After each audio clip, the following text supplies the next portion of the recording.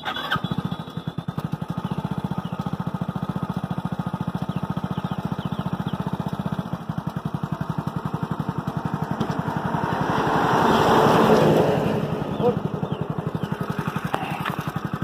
guys, আজি আমি দেৰগাঁৱটো বাদলি পৰা এটা ভিডিঅ' বনাইছোঁ।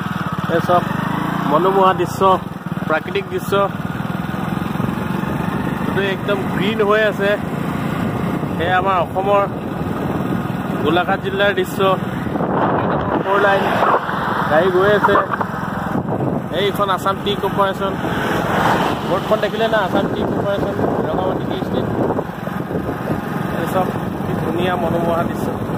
আপোনালোকে আহিব, এইফালে আহিলে চাব, কেনেকুৱা লাগে জনাব। মোৰ চেনেলটো ছাবস্ক্ৰাইব কৰি ল'ব, লাইক কৰিব, শ্বেয়াৰ কৰিব।